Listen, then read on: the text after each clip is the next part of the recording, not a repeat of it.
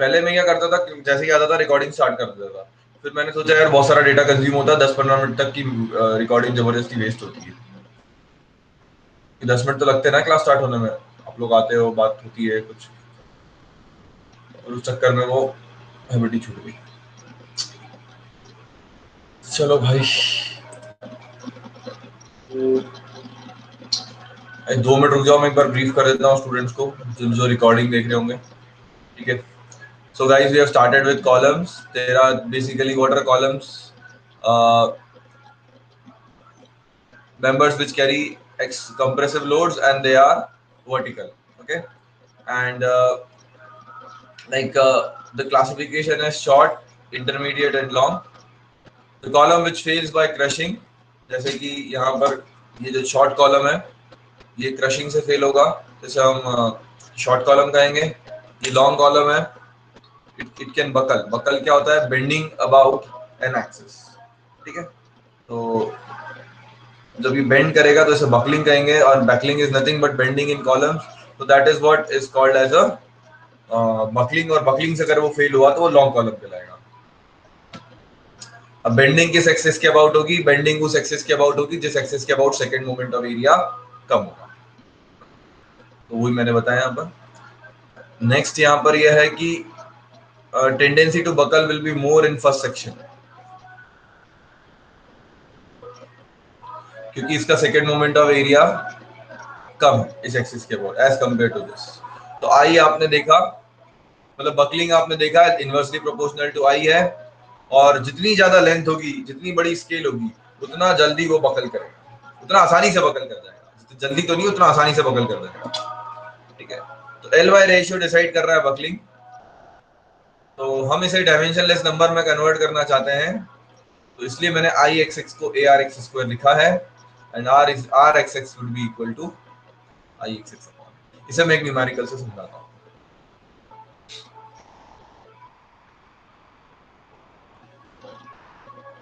ठीक है, चलिए स्टार्ट करते हैं।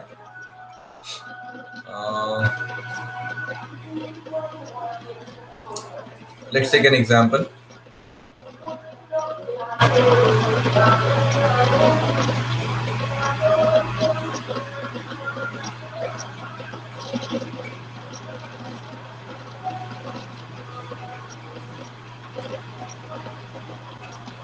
Late us calculate R X X. I X X क्या होगा भाई? 200 cube into 50 divided by 12, correct, upon area.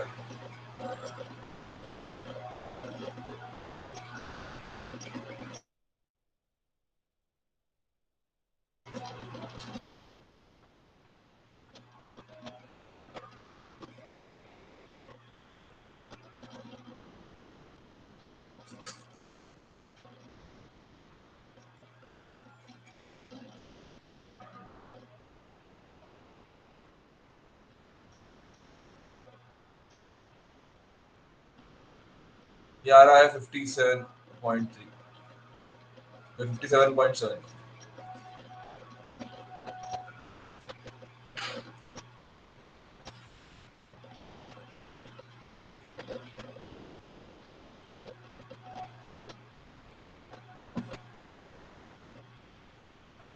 14.343 आना भी चाहिए था, आ रहा है कम। अगर आप देखें यहाँ पर, तो basically it is a non dimensionalisation बोल लीजिए। नॉन डायमेंशनलाइजेशन तो बेसिकली होता है जब हम डायमेंशंस खत्म कर देते हैं। तो ये बेसिकली आप कह सकते हो कि we are giving unit of length to second moment of area. So it's like giving unit of length to second moment of area. Okay,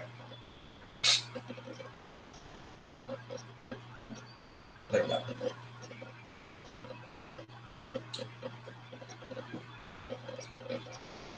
जैसे कि यहाँ पर आपने देखा। अब एक चीज देखिए कितना समझदारी से काम किया गया है, यहाँ पर एरिया दोनों में कॉमन, तो एरिया वाला पार्ट हमने हटा दिया और रूट ले लिया। तो बेसिकली फिजिक्स चेंज नहीं हो रहा है, यहाँ पर physics is not changing.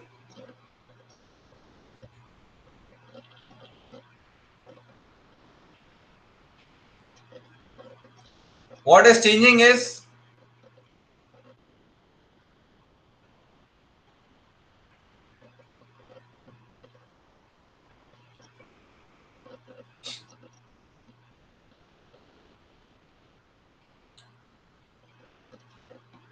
dimensions. That's it.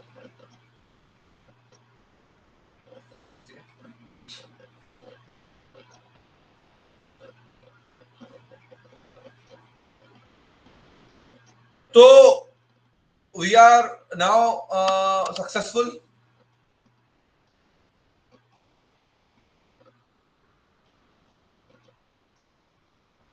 in creating and developing a dimensionless number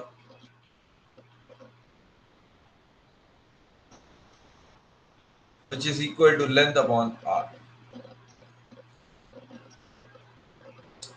इसको अगर मैं थोड़ा सा और मॉडिफाई करूं तो इसको इक्विवेलेंट लेंथ अपॉन आर कहते हैं। इक्विवेलेंट लेंथ मैं आपको समझा दूंगा क्या होगी, but this number is known as, can anyone tell me what this number is known as? L E by R, at least civil students. चलो मैकेनिकल वालों को छोड़ दिए।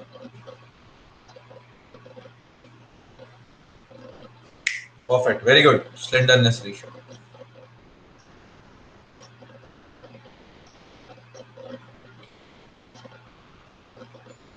मैं आफ्ताब आप ही का नाम लेने वाला था बस। तो चलो, आई एम हैप्पी दैट की that's good, this slenderness ratio. तो नाउ आई होप दैट कि जो लोग पहले स्लेंडरनेस रेशियो को समझने में थोड़ा, I mean there would have been if any confusion, now the things are absolutely clear कि yes how this ratio has been developed. Now since we know this ratio, it simply means that this ratio का higher value indicates that LE more and R कम। LE more मतलब tendency to buckle more, R कम मतलब tendency to buckle more, tendency to buckle more. तो दोनों अगर इसकी value high है, this implies buckling, more buckling. तो करना क्या है हमें, देखिए अब यार हाई का मतलब क्या? हाई का मतलब क्या? हाई से मतलब यहां पर हाई का मतलब क्या? स्लेंडरनेस रेशियो में हाई का मतलब क्या? तो L E by R is the, let's say this is a limiting value। इसके बाद in this zone, let's say for example long column starts and somewhere over here we have short columns, so we need to determine LE by R limiting. Now, so there are two things which we have to determine. First is LE by R ratio कितना होगा, ताकि मैं classify कर सकूं कि भाई कौन सा लॉन्ग है कौन सा शॉर्ट है। लॉन्ग क्यों बोला मैंने राइट साइड पे, क्योंकि वैल्यू ज्यादा होगी मतलब लॉन्ग होगा, और वैल्यू कम होगी तो शॉर्ट होगा। और सेकेंडली मुझे एक वैल्यू और निकालनी है जिसे मैं कहूंगा क्रिटिकल लोड।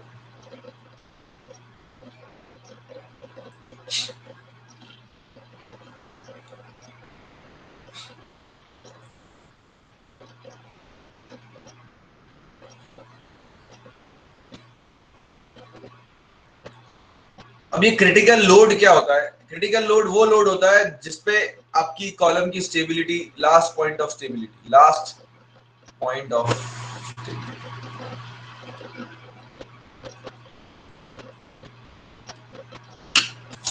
मतलब मैंने लोड लगाया मेंबर के ऊपर, अभी तो वापस आई आपकी ओरिजिनल पोजीशन पे, बट अब मैंने लोड लगाया, और अब इसके बाद ये अपनी ओरिजिनल पोजीशन में नहीं आ पाएगा, मतलब there has been permanent damage. Permanent damage मतलब प्लास्टिक डिफॉर्मेशन में एंट्री हो चुकी है ड्यू टू बकलिंग। तो बकलिंग इज मोर और less bending only, but there is something more into it अगर आप देखें तो।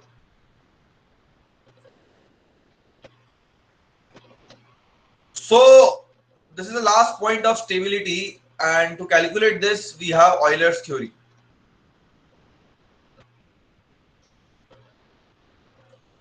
For long columns.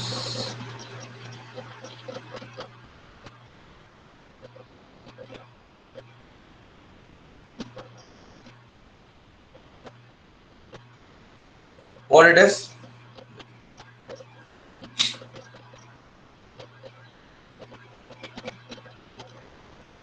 He has taken few cases, let's say double hinged, मतलब ये कॉलम की एंड कंडीशन है आपकी।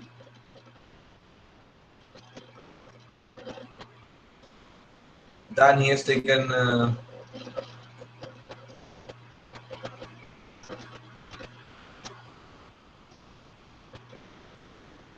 one end hinged,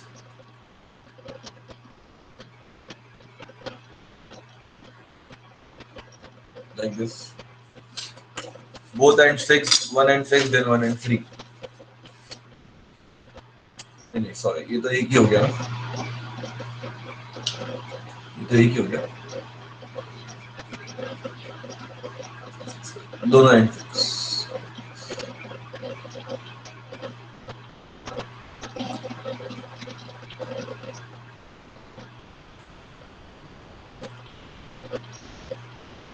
ठीक है, फिर एक एंड फिक्स किए, ये तो सिंपल है, कैंटिलीवर बन गया।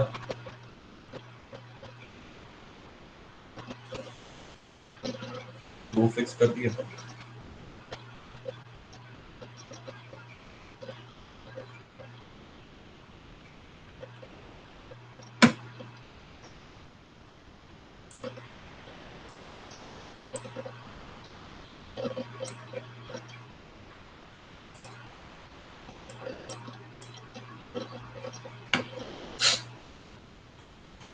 और दो हिंज जो मैं कह रहा था आपसे।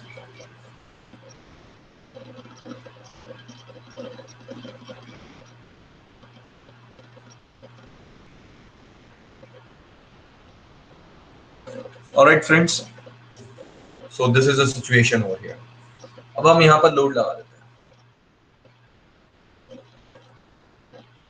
तो क्रिटिकल लोड का फॉर्मूला आप ऐसा नहीं है, आप कैलकुलेट नहीं कर सकते हो, वी कैन डिराइव इट, है ना। हमें मोमेंट बैलेंस करना पड़ेगा और सिंपल है, बट डिफरेंशियल इक्वेशन बनेगी, फिर उस डिफरेंशियल इक्वेशन के सॉल्यूशन बनाकर एंड कंडीशंस लगाकर हमें सॉल्व करना पड़ेगा। तो इतना भी सिंपल नहीं है, लेंथी कैलकुलेशंस हैं थोड़े से, इसलिए भी अवॉइड इट, क्योंकि वैसे भी आप ऑनेस्टली स्पीकिंग कॉलम से क्वेश्चन बहुत कम आते हैं गेट में।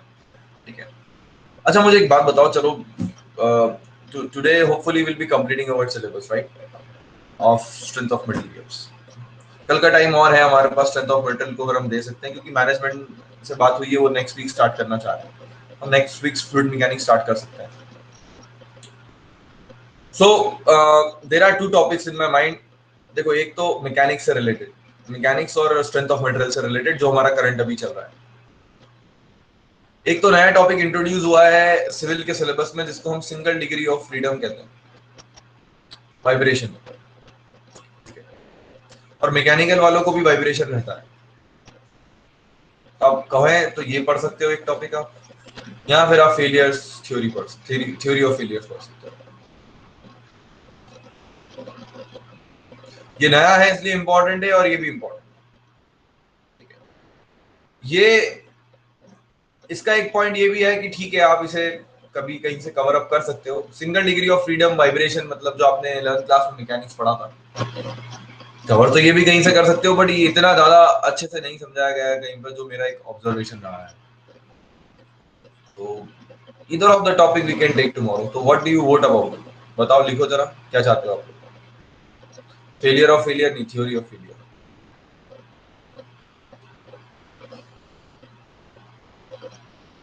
SDOF।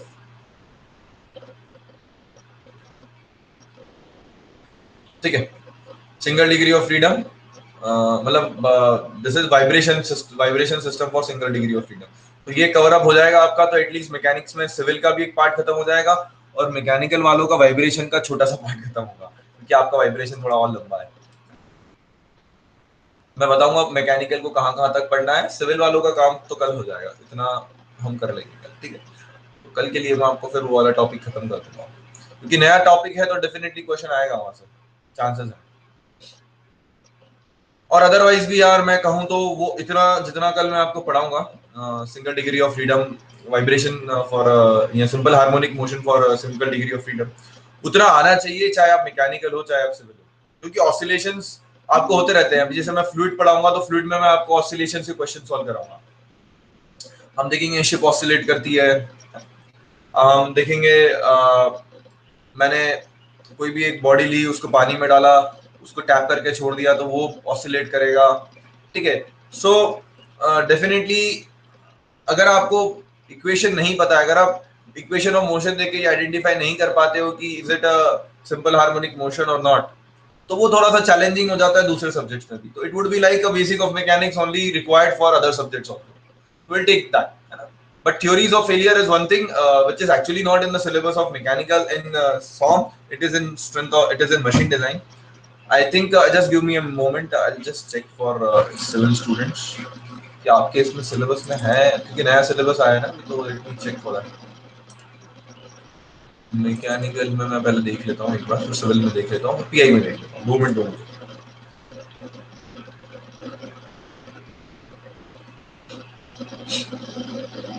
देखो मैकेनिकल में तो theories of failures as it is machine design के सिलेबस में लिखा हुआ, ठीक है। बात करते हैं सिविल की। स्क्रीन दिख रही है आपको मेरी अभी? शायद नहीं दिख रही होगी, पता नहीं। Free vibration of undamped single degree of freedom system, यह है। Bending shear, statically determinate, simple strain relation, simple bending theory, shear, uniform torsions, transformations of buckling। यार सिविल में तो है ही नहीं यार, कहाँ गया? Statically determinate structures, method of superposition,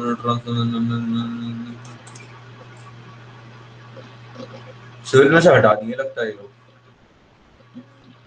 चलो अच्छी बात है, सिविल में से हटा दिए तो मैकेनिकल वाले बच्चे मशीन डिजाइन में पढ़ेंगे इसको। मशीन डिजाइन मतलब अब यहाँ होगा कि नहीं होगा मैं उसकी प्रॉमिस नहीं करता आपको, बट आप लोग इसे पढ़ लीजिएगा, सिंपल है बहुत। मशीन डिजाइन एक ऐसा सब्जेक्ट है दोस्त जो बड़ा आसान है, कवर कर लीजिएगा, सेमेस्टर में भी होगा शायद, आपको पूरे नंबर मिल जाएंगे आपको उसमें, पूरा स्कोरिंग है मशीन डिजाइन, बहुत सिंपल आता है ये। हाँ गया थ्योरी ऑफ फेलियर, इधर तो नहीं है, पहले तो हुआ करता था। सॉइल में भी नहीं है, सॉइल में कहाँ से आएगा? हटा दिया होगा। थ्योरी ऑफ फेलियर कैसे हटा सकते हैं आप? पता नहीं, चलो जो भी है, बट इसी के सिलेबस में होगा। पीआई में तो फिर मुश्किल है, मैकेनिक्स पीआई में भी है फेलियर थ्योरी, ठीक है। सिविल के स्टूडेंट्स के सिलेबस में तो नहीं दिख रहा है मुझे, बट पीआई के सिलेबस में है, ठीक है। तो पीआई के स्टूडेंट्स और मैकेनिकल के स्टूडेंट्स मशीन डिजाइन जब कंप्लीट करो तब एक बार थ्योरीज ऑफ फेलियर पढ़ लेना, ठीक है।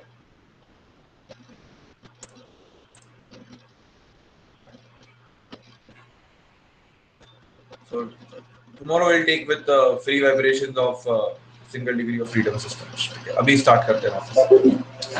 हाँ, तो हम बात कर रहे थे क्रिटिकल लोड्स की। और कोई ऐसा टॉपिक आपको लगता है मैकेनिक्स में which you feel that is not हमको सब समझ में नहीं आता है?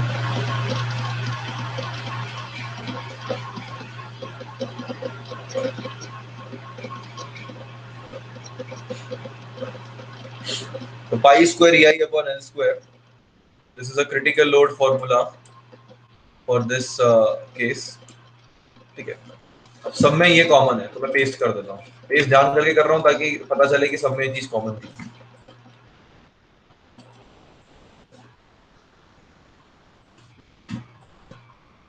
ठीक है, next would B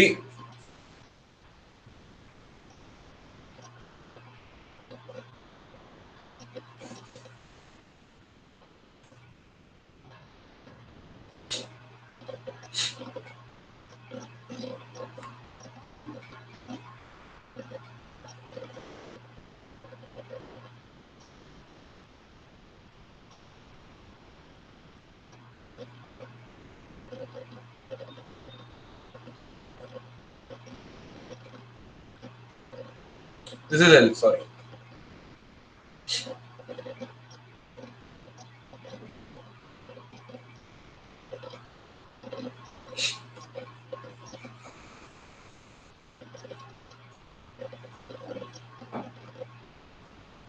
screen is not visible.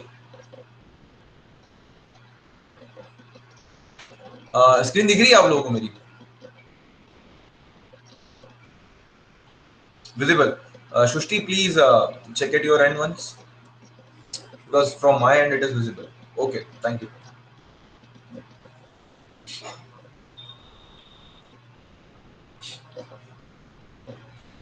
चलिए, तो जैसा कि मैं कह रहा था कि यहाँ पर अब चेंजेस करना पड़ेंगे क्योंकि इसमें और इसमें अंतर है। तो जब फिक्स हो जाएगा तो यहाँ पर आएगा आपका 4।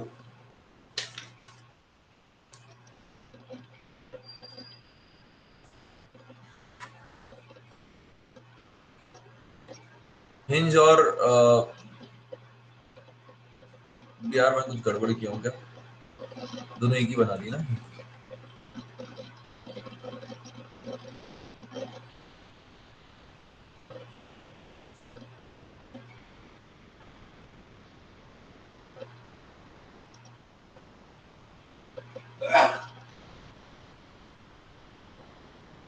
ठीक है, so here it will be 2।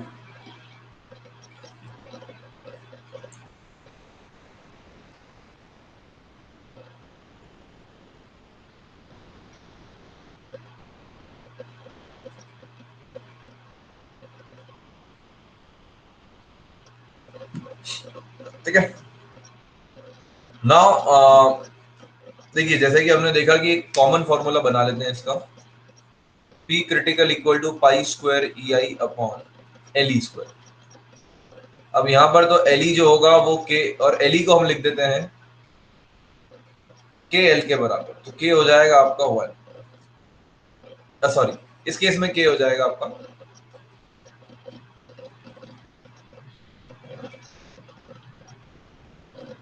कि यहाँ पर लेंथ सेम है, LE और L सेम है, क्योंकि फॉर्मूला आपका पाई square EI upon LE square है। यहाँ पर भी L और LE एक ही बात है। यहाँ अगर आप देखोगे डबल एंड फिक्स में, तो मुझे इसे थोड़ा मॉडिफाई करना पड़ेगा। पाई स्क्वायर EI अपॉन L/2 का whole square. So guys, this would be like pi square EI upon 0.5 L square. तो ये L बन जाएगा आपका। तो L will be equal to 0.5 L and this implies K is equals to 0.5.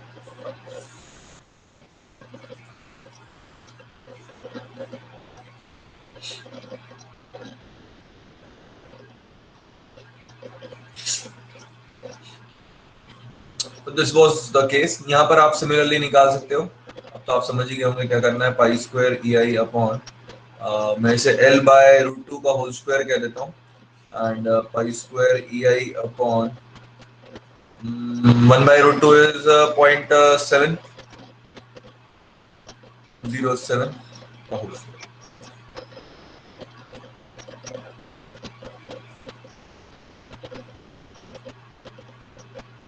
Last but not the least is the cantilever, और ये तो देख के समझ में आ रहा है पाई स्क्वायर EI अपॉन,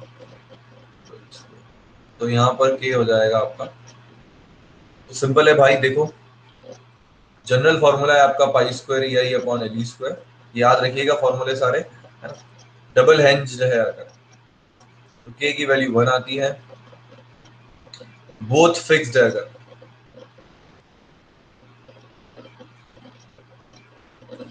तो K की वैल्यू 0.5 हो जाएगी, मतलब आधा हो जाएगा। देन फिक्स्ड और फ्री, तो ये k की वैल्यू 2 हो जाएगी, फिक्स्ड और फ्री मतलब कैंटिलीवर के केस में, करेक्ट। और एक है आपका हिंज्ड और फ्री, हिंज और फ्री नहीं, हिंज और फ्री। अच्छा, तो k हो जाएगा आपका 0.707।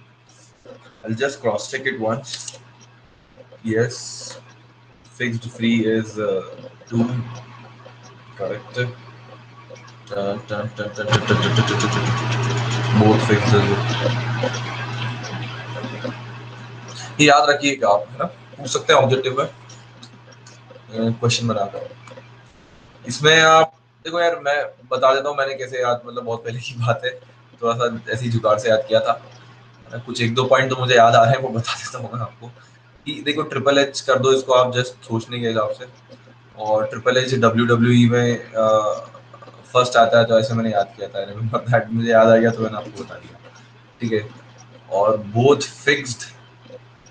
फिक्स भी मतलब सबसे वर्स्ट सिचुएशन होती है ना, कि आपको दोनों तरह से बांध दिया जाए, जैसे अभी आपके साथ लॉकडाउन में हुआ है, तो you have reduce to half, मतलब आपकी एफिशिएंसी आधी हो गई है, वैसा बात है। और डबल के केस में कैसे याद किया था, I don't remember exactly, but हाँ ऐसे याद कर सकते हैं कि एक तरफ से आप फिक्स्ड हो और एक तरफ से आप फ्री हो, तो that's like a double, it's very good for you like that. ऐसे करके तो भी कुछ तो भी याद कर लेना इसको, बट याद रखना है इसको, कंफ्यूजन होता है इसमें। I'll again reduce this triple S to H, ठीक है। और कुछ इस तरह से आप देखेंगे कि यहाँ पर हमें कर्व्स दिखेंगे। ये थोड़ा सा और कॉम्प्लिकेटेड भी होता है, नोट्स बनते हैं यहाँ पर, काफी डिटेल थ्योरी है, इतना सिंपल जो है वो तो बस ठीक है, मैं आपको कॉम्पिटिटिव के हिसाब से पढ़ा रहा हूँ, और ज्यादा पूछा भी नहीं जाता है गेट में, इसलिए ज्यादा डिटेल में जा भी नहीं रहा हूँ।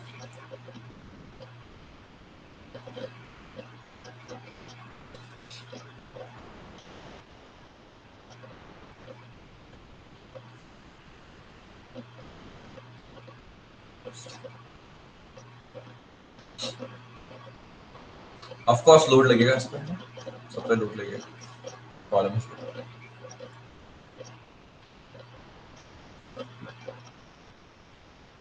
चलो अब हम इस फॉर्मूले को उठा लेते हैं और कुछ चीजें समझते हैं। ये तो हो गया, ठीक है sir, formulas we have P critical is equals to pi square E I upon L E square.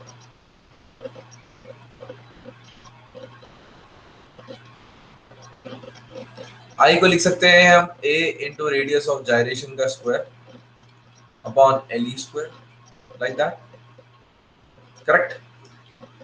फिर हम एरिया को नीचे ले जाके सिग्मा बना सकते हैं p by A, this too guys,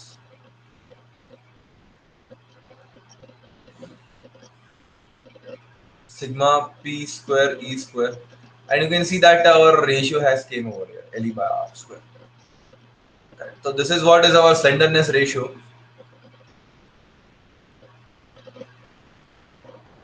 और जो मैं आपसे कह रहा था ना, ये एली वाला टर्म आएगा, अब आप इसका मतलब समझ गए हो ये एली क्यों लिखा था।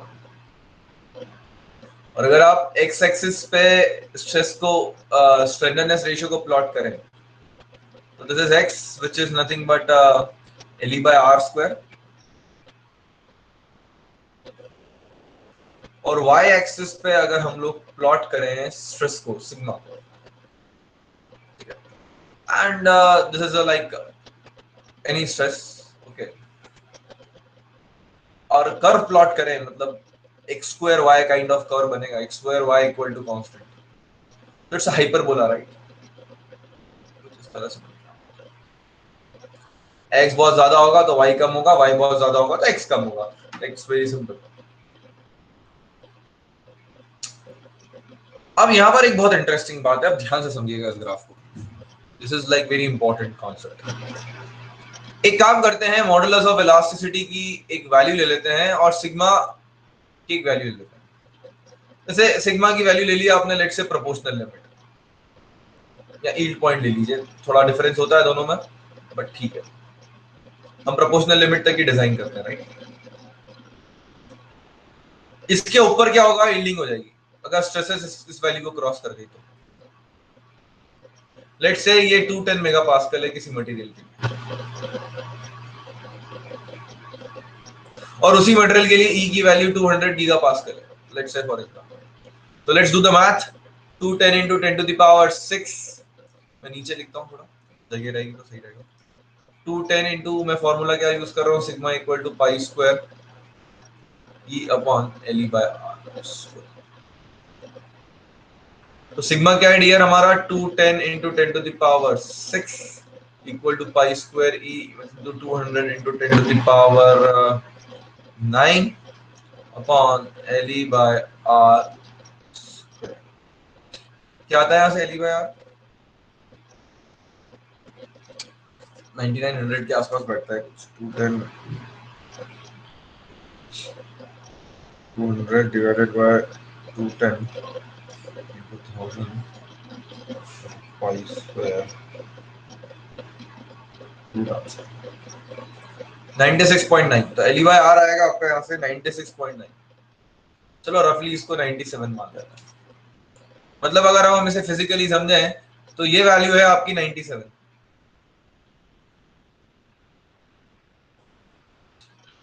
तो 97 वाली जो वैल्यू है उसकी करस्पॉन्डिंग स्ट्रेस आपकी 210 है।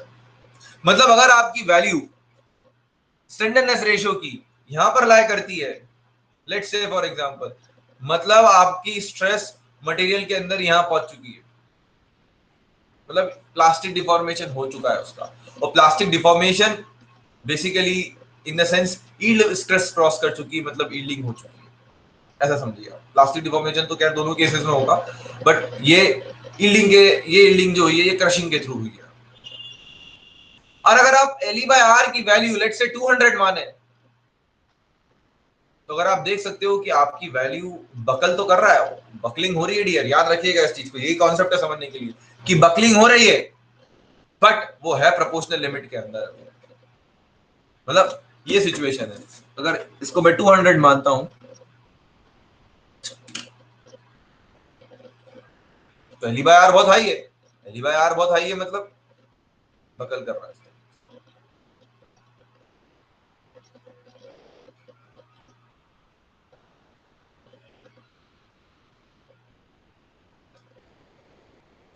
तो this is nothing but the limiting value.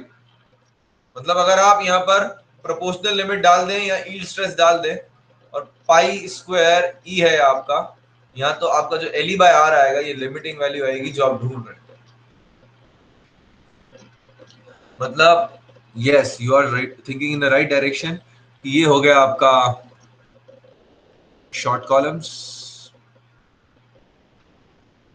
और ये हो गए हमारे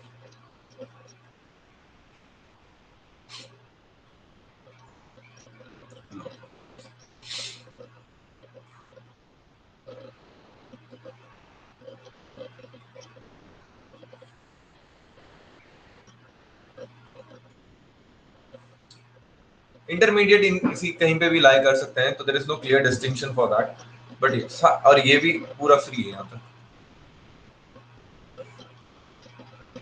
आई have taken 200 as one of the example, okay, it's not like that कि ये last value.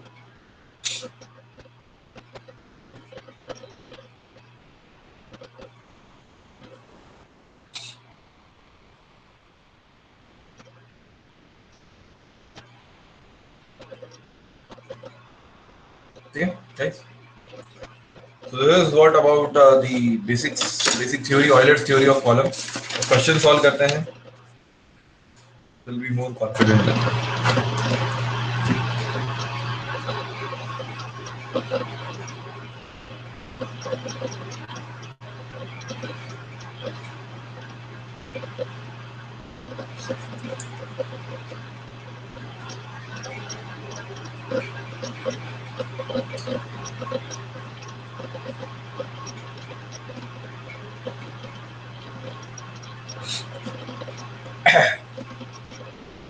So we have this as 200 mm given over here। ये सेक्शन दिया हुआ है, सिचुएशन है dear both the ends hinged.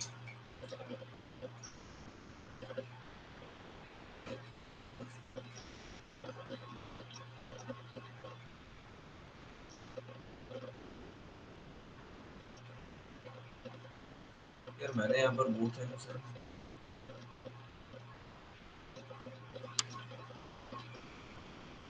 ये फिक्स किया ना यार, सॉरी फॉर दिस। भाई ये तो बताना चाहिए ना आपको, ये तो ये बन सकता है क्या? आप खुद सोचो एक बार, ये बन सकता है?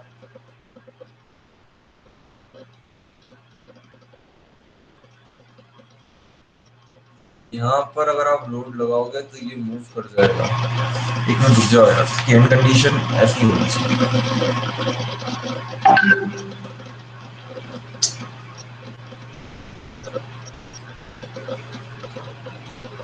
ठीक है, this is the end condition, both and sense इस तरीके से। और ये लेंथ आपको दे रखी है 2 मीटर्स, नहीं 3 मीटर्स। आपको बताया गया है कि ये 300 किलो न्यूटन का लोड हैंडल कर रहा है।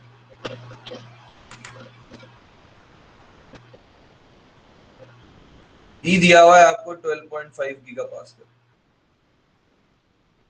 Can you tell me, will it be able to carry this load? Will it be able to carry 300 kilonewton load with a factor of safety as 3?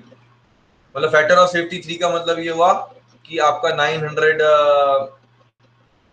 Kilo Newton तक load जा सकता है। तो basically question आपसे पूछ रहा है कि 900 किलो न्यूटन तक का लोड हैंडल कर सकता है क्या ये? That is what you have to answer over here. आपको अगर एक बार कोई फॉर्मूला लिखना है तो लिख लीजिए, मैं 2 मिनट दे देता हूँ आपको, फिर हम आगे बढ़ेंगे, फिर मैं आपको प्रॉब्लम सॉल्व करने के लिए दूंगा।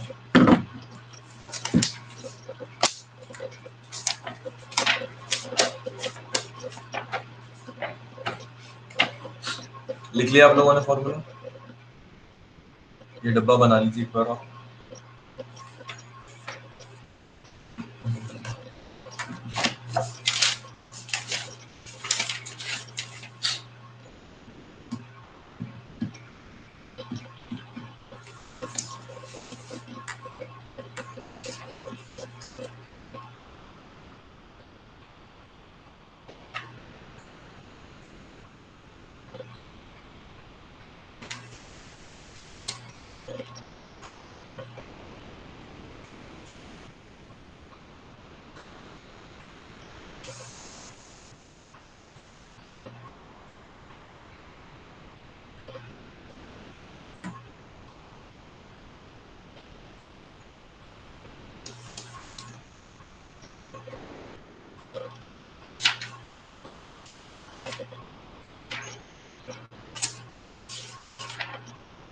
ठीक है, चलिए क्वेश्चन देखिए।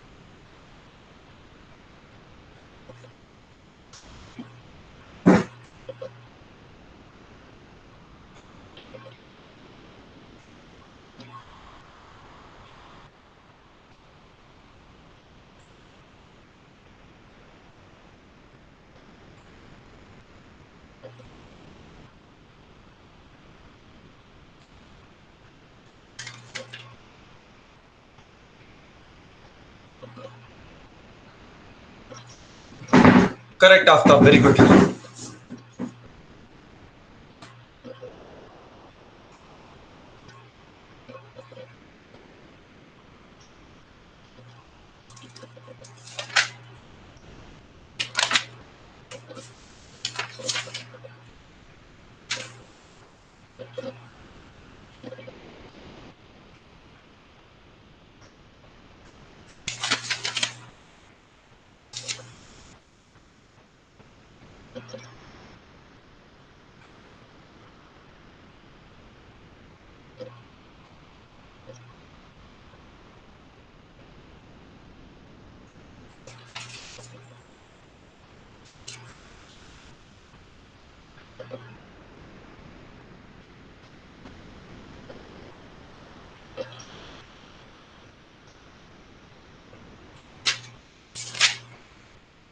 ठीक है,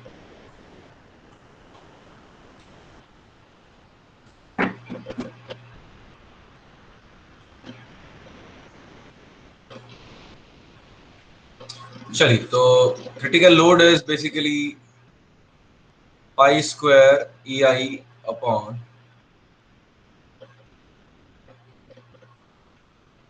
आई square E I upon L E square. अब डबल हिंज है तो एल ई की वैल्यू क्या होगी आपकी? L E will be equal to L which is equal to 3 meters, right? Pi square into E is 12.5 into 10 to the power 9। I हो जाएगा किस एक्सिस के अबाउट आई लोगे डियर? यहाँ पर आप जिस जो वीक होगा उसके अबाउट ही बकलिंग होगी। तो this is Y, let's say, and this is X. So will take I Y Y. I y y will be 150 cube divided by 12 और यहाँ आ जाएगा 10 टू द पावर -12। इसे सॉल्व करने पर कितना आ रहा है? Pi square into 12.5 into 10 to the power 9 into 150 cube into 200 -12 divided by 12 and 12 36।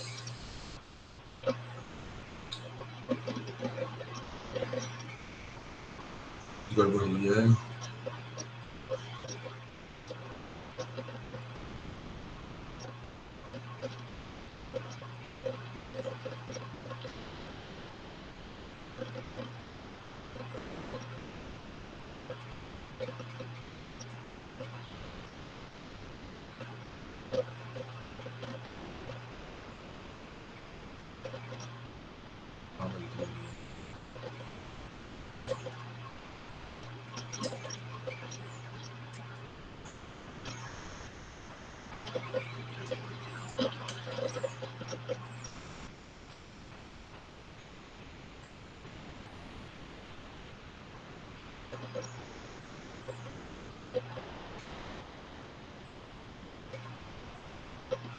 Calculation mistake कहाँ हो रही है भाई? 12.5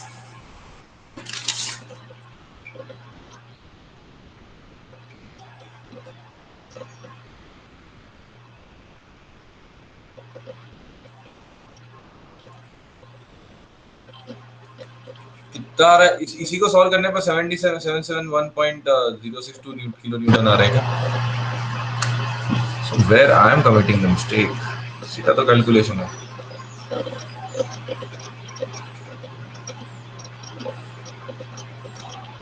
हाँ, 3 स्क्वायर। Thank you Urvi.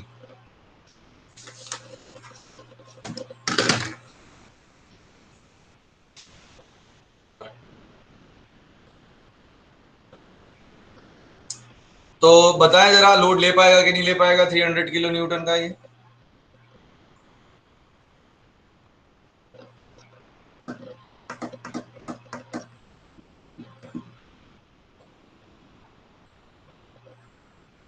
नहीं ले पाएगा क्योंकि फैक्टर ऑफ सेफ्टी 3 है।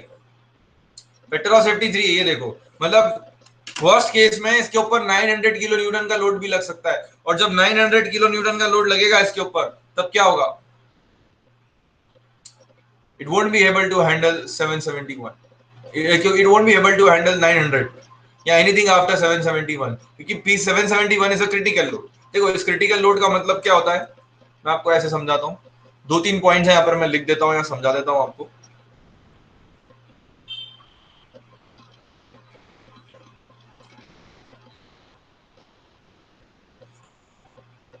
देखो यहाँ लिख देता हूँ तो सीक्वेंस बना रहेगा। स्टेबिलिटी की बात कर रहे थे ना, तो ऐसे समझ लो। स्टेबिलिटी का मतलब ही होता है, कल पढ़ाऊंगा मैं आपको स्टेबिलिटी क्या होती है।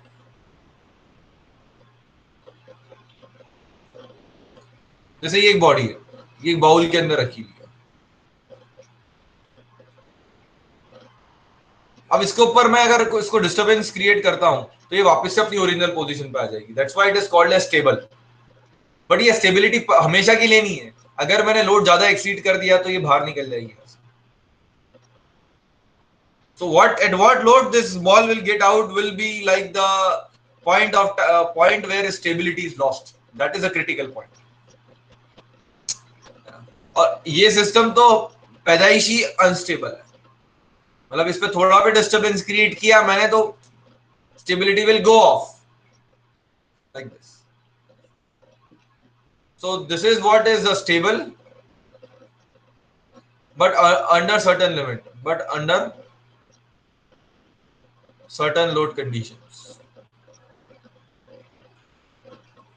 So we are dealing with such cases. ये तो नॉट अनस्टेबल हो गया, तो इसकी बात ही नहीं कर रहा हूँ। अनस्टेबल केसेस की बात नहीं कर रहा। तो यहाँ पर आपकी स्टेबिलिटी लूज हो जाएगी, मतलब the column will not come back to its original position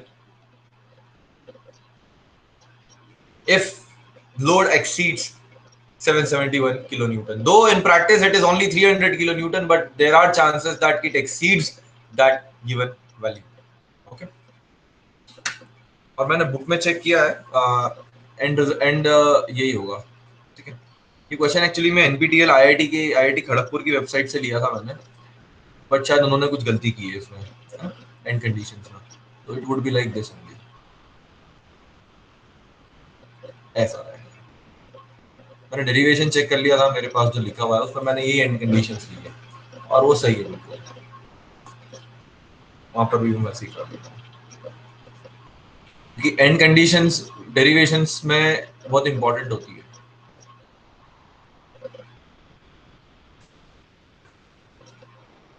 तो जिन प्रोफेसर से मैं पढ़ा था उन्होंने भी यही लिया था, बट ठीक है, वो गलती हो गई होगी, हो जाती है छोटी मोटी गलतियां। ठीक है, चलता है।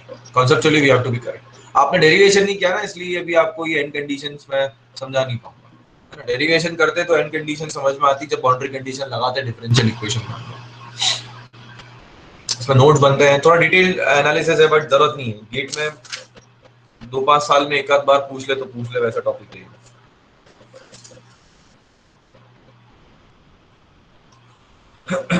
एक प्रॉब्लम और कर लीजिए, बट दैट डजंट मीन कि you have to leave it, क्योंकि इसमें कुछ ज्यादा याद रखने के लिए है नहीं। फाई स्क्वायर ए पर एल स्क्वायर फॉर्मूला याद रखना है आपको, और ऐसे ही क्वेश्चन रैंक डिसाइड करेंगे। और वैसे भी अब आप लोग तो बहुत सारे स्टूडेंट्स, कितने लोगों ने एक्सी का फॉर्म भरा है, जरा एक बार बताओ मुझे। एक्सी के स्टूडेंट्स कितने फॉर्म भरे हैं एक्सी का?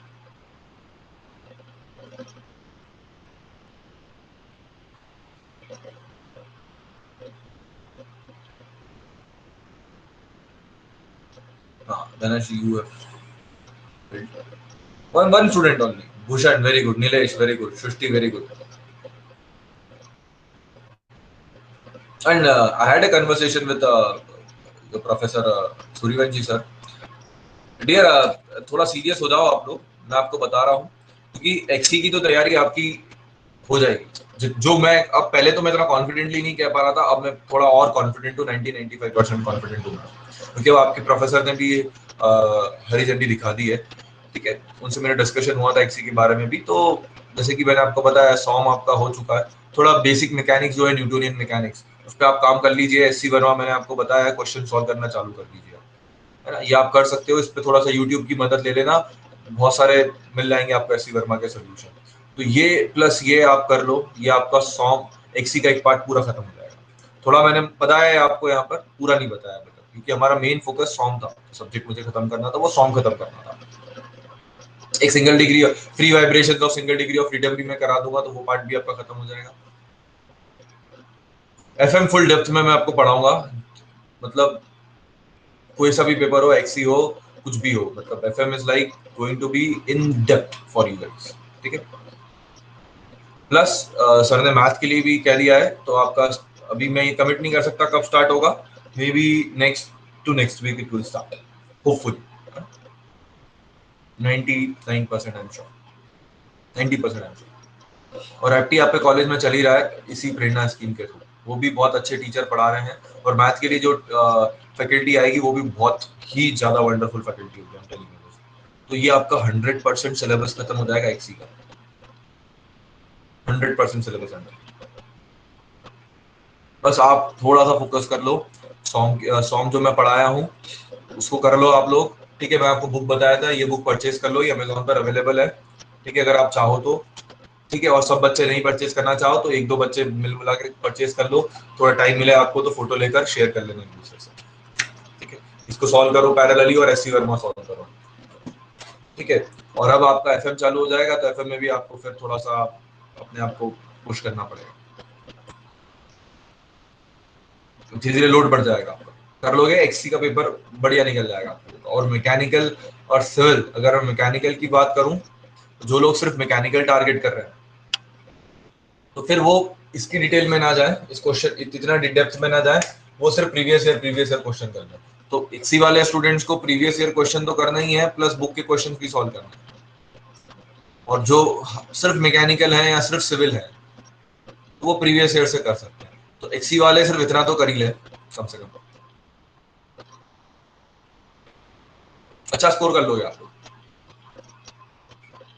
क्योंकि already you have that in you with you, समझ रहे हो मेरी बात को। आप पहले से ही आप अच्छे रेप्यूटेड कॉलेज में पढ़ रहे हो, तो डेफिनेटली कहीं ना कहीं आप में एक एलिमेंट है, इसलिए आप वहाँ आए कंपैरिजन टू अदर्स। तो वो एक एक्स्ट्रा एलिमेंट जो आपके अंदर है, वो आपके लिए हमेशा एक थर्स्ट और एक एक्स्ट्रा पार्ट क्रिएट करके रखेगा, मैं आपको बता रहा हूँ। Because as I told you कि IT students across and really, मतलब अभी मैं एनआईटी कुरुक्षेत्र के स्टूडेंट्स को भी पढ़ा रहा हूँ इवनिंग में, उन लोगों को मैं मैन्युफैक्चरिंग पढ़ाता हूँ एनआईटी कुरुक्षेत्र के स्टूडेंट्स को। तो मतलब आप लोग कंपेरेबल हो, मैं ये कह रहा हूँ, मतलब वो बच्चे भी ऐसा नहीं है कि बहुत आउट ऑफ द बॉक्स, ठीक है। So don't under estimate your self and just prepare, ठीक है। और ऐसे भी अभी थर्ड ईयर में हो आप लोग, इसी साल काम हो जाएगा तो फोर्थ ईयर चिल हो जाएगा थोड़ा। और नहीं भी होता है, मैं ये भी नहीं कह रहा नहीं भी होता है, तो फिर इतनी प्रिपरेशन नहीं करना पड़ेगा, है ना, इतना फाइट नहीं करना पड़ेगा। इस चीज का ध्यान रखें आप लोग। एससी वर्मा में आपको बता ही चुका हूँ, वैसे भी आपका मैकेनिक्स स्ट्रांग होगा, अगर आप मैकेनिक्स फिजिक्स स्ट्रांग नहीं होगा, ये 11th क्लास वाला है बस, और कुछ नहीं है, इस पे फोकस करें थोड़ा सा, ठीक है। थ्योरी बहुत ज्यादा पढ़ने की भी जरूरत नहीं है आपको, अगर आपकी थ्योरी ऑलरेडी स्ट्रांग है तो बुक उठाए, क्वेश्चन सॉल्व करें और सॉम के क्वेश्चन सॉल्व करें। थ्योरी मैंने आपको सफिशिएंट पढ़ा दी है, बेसिक्स एप्टीट्यूड डेवलप कर दिया है, बुक उठाओ क्वेश्चन सॉल्व करो बस। दिन भर में 10 20 25 30 40 50 क्वेश्चन करने का प्रैक्टिस होना चाहिए आपको, चाहे मेरी क्लास रहे चाहे नहीं रहे, इर्रेस्पेक्टिव ऑफ दैट। और एप्टी को भी थोड़ा हल्के में मत लेना है, इंजीनियर्स एप्टी को हल्के में लेते हैं, तो इतना हल्के में भी मत लीजिएगा, 15 नंबर का सवाल है, ठीक है। क्योंकि इट्स नॉट अबाउट कि आपको क्वेश्चन बन जाएगा, एप्टी के क्वेश्चन बन जाते हैं, मोस्ट ऑफ द सारे क्वेश्चन बन जाते हैं इंजीनियर से, बट इंजीनियर से क्या नहीं बनता है एप्टी में, वो मैं आपको बता देता हूँ।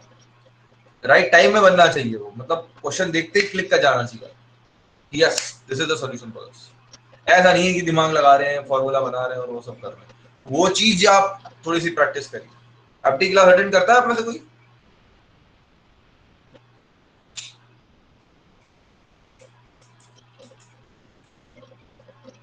नहीं करो भाई, और नहीं करना है क्लास अटेंड तो मत करो, एप्टी की बुक खरीद लो। ये मुझे बहुत ज्यादा तो नहीं पता है, बट ये कैट की बुक है, अच्छी बुक है, अरुण शर्मा, जिसका ये परचेस कर सकते हो आप। मैंने बहुत ज्यादा तो सॉल्व नहीं करी है, बट मेरे जो स्टूडेंट्स हैं जो टॉपर रहे हैं वो लोग प्रेफर करते हैं इस बुक को। फर्स्ट फर्स्ट इसमें लेवल दिए हुए अलग अलग, लेवल 1 लेवल 2 लेवल 3, तो वैसे तो भी करके आप सॉल्व कर सकते हो, बट थोड़ा गेट के सिलेबस, और यार यूट्यूब पे तो हजारों कोर्सेज मिल जाएंगे आपको फ्री ऑफ कॉस्ट एप्टीट्यूड के, अगर आप चाहो तो। देखो मैं एक चीज बताता हूँ आपको, there are both things, positive भी है नेगेटिव भी है यूट्यूब पे। स्टूडेंट के साथ प्रॉब्लम ही होती है कि यूट्यूब पे इतना ज्यादा कचरा हो चुका है, अब इतना ज्यादा डिजिटल वेस्ट हो चुका है, मैं कहूँगा digital technical waste, it is actually very difficult for an student to identify कि कहाँ से पढ़े और कहाँ से ना पढ़े। बट ठीक है, अपनी समझदारी थोड़ा यूज करिएगा, choose consciously and then start preparing for your apti also parallelly. और यहाँ पर आपके स्कीम में भी चल रहा है, तो वहां पर आप एक बार पता करिए कैसे चल रहा है। वो आपका कोऑर्डिनेटर है सम्यक, उससे बात करें, तो यहाँ अपने प्रोफेसर से बात करें और स्टार्ट टेकिंग दोस क्लासेस ऑल्सो। क्यों छोड़ रहे हो भाई 15 नंबर सीधे सीधे? 15 नंबर बहुत होते हैं। हम अभी जितना भी पढ़े 15 नंबर का नहीं है वो। और इंग्लिश अगेन 15 में एप्टी में इंग्लिश भी है, मैं जानता हूँ। तो इंग्लिश तो यार देखो ऐसा है डियर की 6-7 नंबर का जो आता है, उसमें से 3 या 4 नंबर का इंग्लिश बन जाता है एक नॉर्मल स्टूडेंट से, है ना, जो जिसको थोड़ी इंग्लिश बेसिक आती है। और 2-1 नंबर का तो यार मुश्किल है, मतलब उसके लिए आपकी लैंग्वेज पे कमांड अच्छी होना चाहिए। तो उसमें वोकैब भी काम आती है फिर, और थोड़ा ग्रामर भी रोल प्ले करती है, और लक भी रोल प्ले करता है डेफिनेटली। तो उसमें तो मैं बहुत ज्यादा आप लोगों को श्योरिटी नहीं दूंगा, बट हाँ at least out of 15 at least I am saying 12 marks are scorable यार, कम से कम 12। और मैथ में 13 नंबर भी स्कोर कर सकते हो, 25 नंबर आपके यहाँ से बन जाएंगे सीधे सीधे। तो इस 25 नंबर को हल्के में मत लो, अभी टाइम है बहुत। नवंबर दिसंबर जनवरी 3 महीने आपके पास, और अक्टूबर भी है अभी, तो अक्टूबर भी आधा ही अक्टूबर हुआ है, 17 ही अक्टूबर है आज। तो गियर अप। Next question. और कोई प्रॉब्लम आती है आप तो मुझसे पूछ लीजिए, मुझे व्हाट्सएप पे मैसेज कर दो आप लोग।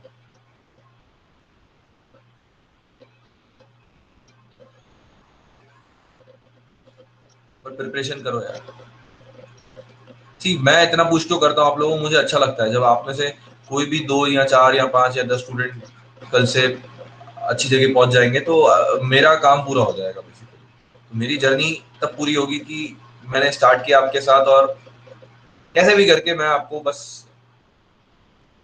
आप एक स्टेबल करियर पाथ पे पहुंच जाओ, बस that is what is my ideology over here. वो पहुंच जाओगे तो सही रहेगा। और as a teacher I also feel good.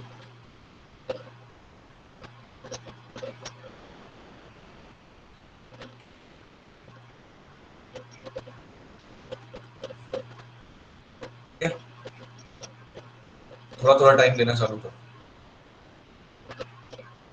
Third year वाले तो बिल्कुल ही अच्छे से करो यार, मतलब बहुत समय है आप लोगों के पास। तो फोर्थ ईयर थर्ड ईयर दोनों के पास बहुत समय है, ऐसा नहीं है।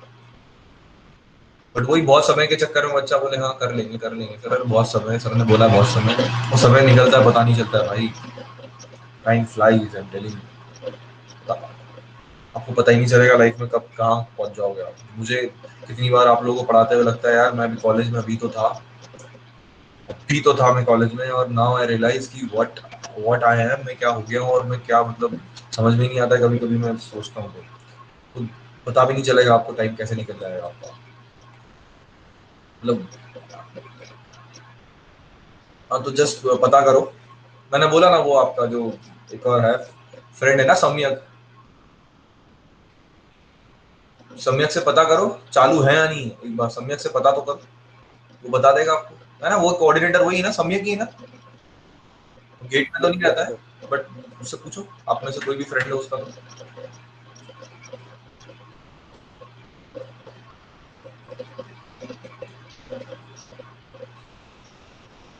और मैं जो ऑर्गेनाइज है आपके फैकल्टी, उनसे भी एक बार बोल देता हूँ, वो कह देंगे आपको कि कहाँ क्या हो रहा है, ठीक है। तो I float a message on your group, या you can float a message कि any information about apti classes, just float a message on your WhatsApp group. अब तो यार व्हाट्सएप ग्रुप है आपके पास, तो इतनी ईज है तो डाल सर वो जीआरई के अंडर चल रहा है शायद। जीआरई के अंडर चल रहा है मतलब, तो इंग्लिश होगी उसमें एक तो, है ना? हाँ, और एप्टी भी अरे एप्टी जीआरई में क्या होता है क्या? जीआरई में तो मैथ होता है। हाँ, कैट और जीआरई के हाँ लेक्चर भी चल रहे तो थे ठीक है ना भाई, अनलिमिटेड में। तो क्या करना, आप तो क्या करो, देखो थोड़ा अपना कॉमन सेंस यूज करो। गेट की बुक तो खरीदी होगी आपने प्रीवियस ईयर की, है ना? तो उसमें देखो कौन कौन से टॉपिक से ज्यादा क्वेश्चन आते हैं, तो कम से कम वो टॉपिक लिस्ट डाउन कर लो और वो अटेंड कर लो। अब स्पेसिफिक गेट क्लास नहीं है तो यही कर सकते हो आप, करेक्ट?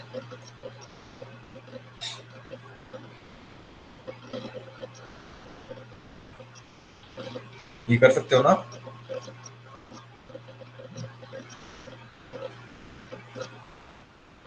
यहाँ कहीं पे देख लो, यूट्यूब पे कोई चला रहा हो एप्टी, तो बहुत लोग फ्री में पढ़ाते हैं, तो वहां से पढ़ लो, कोई तकलीफ नहीं है। थोड़ा समझदारी से बस देख लेना, सही पढ़ा रहा है, गलत तो नहीं, कुछ उल्टा सीधा तो नहीं होती।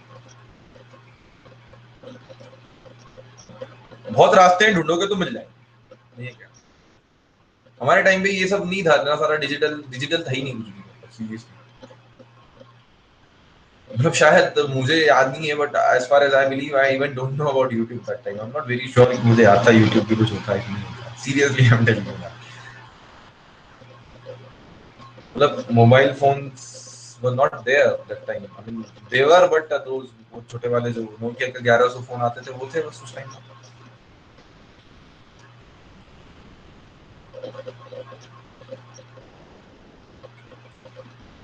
तो आप लोगों के पास तो यार इंफॉर्मेशन का भंडार है, मतलब यार भंडार इंफॉर्मेशन का।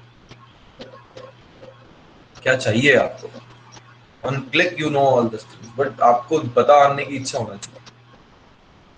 अच्छा,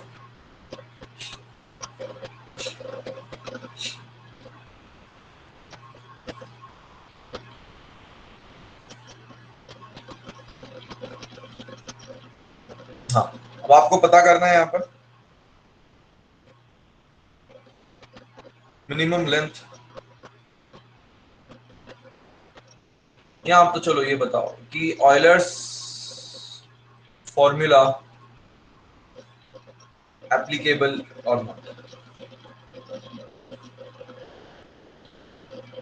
पहले तो ये बताओ। अब करो इस क्वेश्चन को, आई will be back in a minute.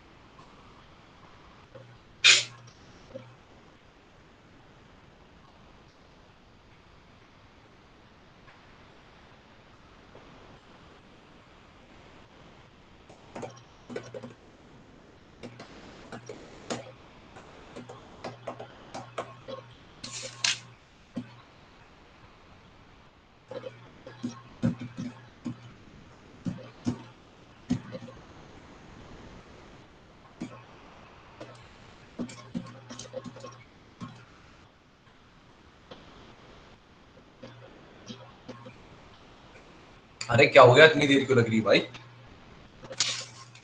हाँ अटक गए।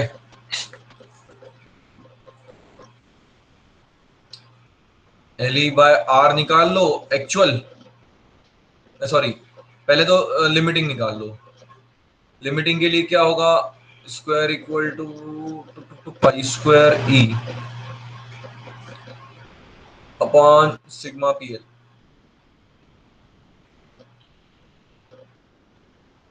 का root pi square into 200 into 10 to the power 3 upon 200 pi square 1000।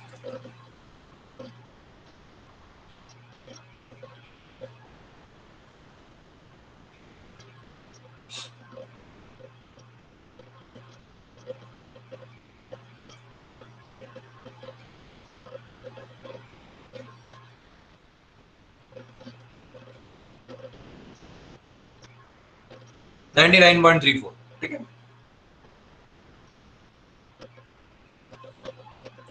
L by are actual निकाल लो।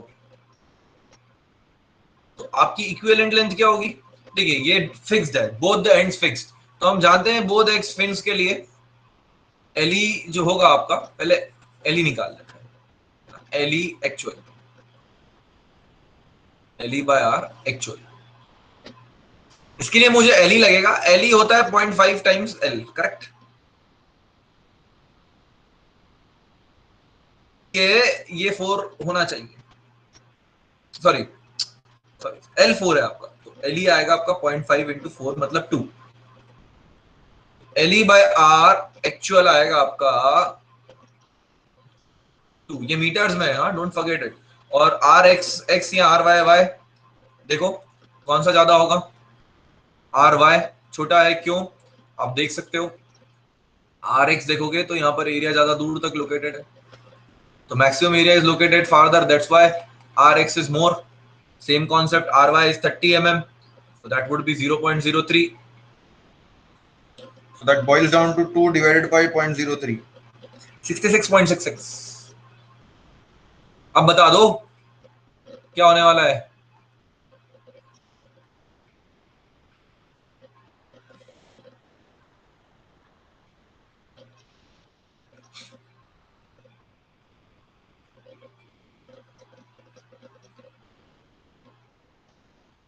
अरे come on tell me, valid है या नहीं है theory?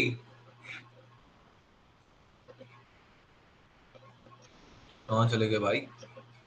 No it's not valid, yes. क्यों? क्योंकि देखिए ये लिमिटिंग वैल्यू थी आपकी,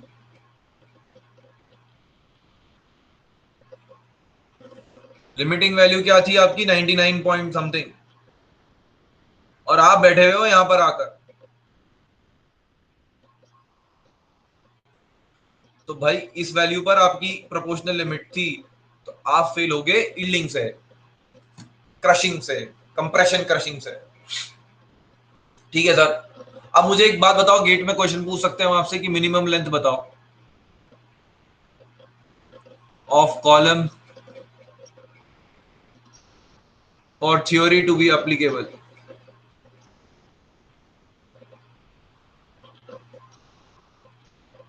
ठीक है, तो बता दो भाई। मतलब हमारा एल बाय आर होना चाहिए 99 के बराबर, एटलीस्ट इतना तो होना चाहिए 99.34। तो एल होना चाहिए आपका 99.34 मल्टीप्लाई बाय 0.03, दैट इज 2.9802। ये एल होना चाहिए आपका। अब ये तो एल होना चाहिए, एल होता है 0.5 into L, this implies L कितना होना चाहिए डिवाइडेड बाय 0.5, तो 5.9।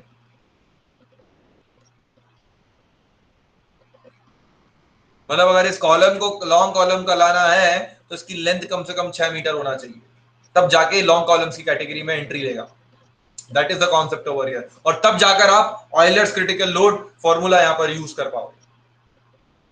ठीक है, ये अच्छे क्वेश्चंस हैं थोड़े ऑयलर्स थ्योरी के। ठीक है, ये सब एनपीटीएल से लिए मैंने क्वेश्चन, क्योंकि ऐसा जैसे क्वेश्चन इतने मिलते नहीं है, तो ये एक्सपेक्टेड क्वेश्चन है, गेट में पूछे भी नहीं गए ज्यादा अभी, क्योंकि कम लोग पढ़ते भी हैं इसको, बच्चे छोड़ देते हैं, बोले ठीक है सिलेबस में नहीं है क्या पढ़ना है।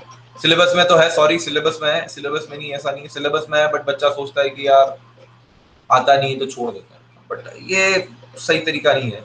आता नहीं है गेट में, देखो कंपटीशन में क्या होता है, अगर आता नहीं है, ध्यान रखना है इस चीज को, और डिफिकल्ट है बहुत बहुत। मतलब यार जैसे कैम होता है एक मैकेनिकल, थोड़ा सा कैम बच्चों को पसंद नहीं आता है, मैंने देखा है, ऐसा मेरे एक्सपीरियंस से बता रहा हूँ।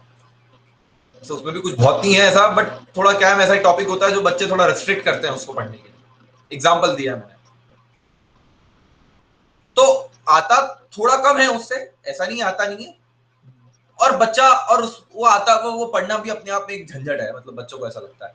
तो क्या किया जाता है, बच्चा छोड़ देता है उस टॉपिक, तो ऐसा टॉपिक छोड़ दो, कोई दिक्कत नहीं। ऐसे टॉपिक जो नहीं आते हैं बट बहुत आसान है, जैसे कि ये, ऐसे टॉपिक नहीं छोड़ना चाहिए मेरे हिसाब से आपको। तो this is something I wanted to tell you, this is one thing I wanted to tell you. और बाकी सब हो ही गया है। क्रिटिकल लोड मैंने आपको बता दिया है। क्रिटिकल लोड में एक चीज और याद रखिएगा, अब आपको मैं ये बात बता सकता हूं कि अगर आपका P less than P critical है तो आप stable, P more than P critical हो जाएगा तो आप अनस्टेबल हो जाएगा। एक कंडीशन और होती है वैसे यहाँ पर, न्यूट्रल। ये न्यूट्रल, इसको आप एग्जाम बॉल के एग्जाम्पल से देख सकते हो कि आपने बॉल को पुश किया, जहां बॉल है वहीं आ जाएगी, मतलब इक्विलिब्रियम डिस्ट्रॉय नहीं होगा, बट उसकी करंट लोकेशन वो अपनी ओरिजिनल पोजीशन पे नहीं आ पाएगी, रिस्टोर नहीं कर पाएगी। ये न्यूट्रल हो गया, कल बताऊंगा मैं इसको डिटेल में एक बार और अच्छे से। P equal to P R, critical. तो ये तरह से इससे भी क्वेश्चन पूछ सकते हैं, लिमिटिंग रेशियो से भी क्वेश्चन पूछ सकते हैं आपसे।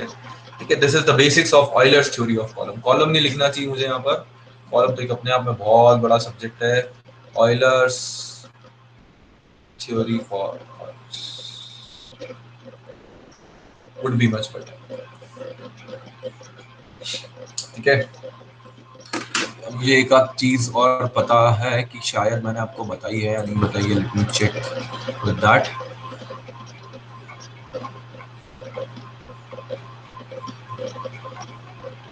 मटेरियल की प्रॉपर्टीज के बारे में मैंने आपसे बात की है क्या? पॉइजन रेशियो पढ़ाया है क्या मैंने आपको?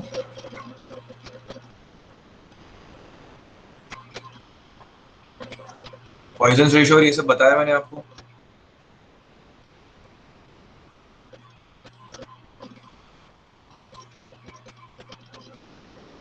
शेयर सेंटर, ठीक है बता दूंगा मैं कल। शेयर सेंटर मेरे को खुद को भी पढ़ना पड़ेगा आफ्टर शेयर सेंटर, पढ़ के पढ़ा दूंगा मैं, ठीक है? याद दिला देना, पढ़ा हुआ है मेरा, बहुत टाइम से नहीं पढ़ाया, सिलेबस में नहीं था तो, ठीक है, तो पढ़ के बता दूंगा मैं। मेरे को पर्सनल व्हाट्सएप पे आफ्ताब एक मैसेज ड्रॉप कर दे बस कि सर शेयर सेंटर कवर करना है आपको, कर देगा इतना?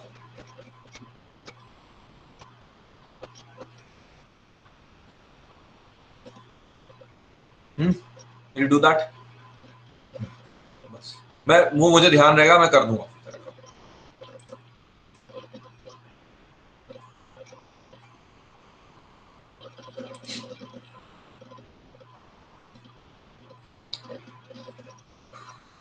देखो एक चीज और बता देता हूं मैं आप लोगों को,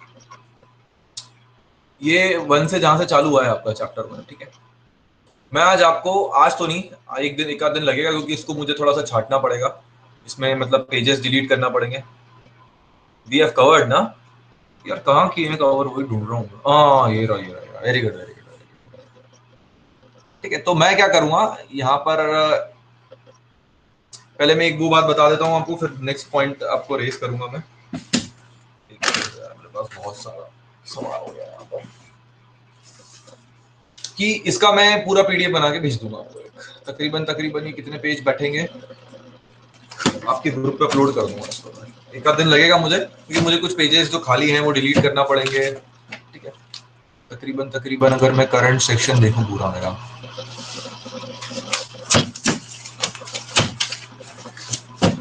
तो 435 पेजेस बता रहा है, ठीक है। तो 435 तो नहीं होंगे क्योंकि बीच बीच में खाली पेज भी रहते हैं, तो आप मान के चलो 400 भी नहीं, 350 300 पेजेस के आपके पास ये नोट्स में लाइक आज या कल में मैं पहुंचा दूंगा आपको, ठीक है।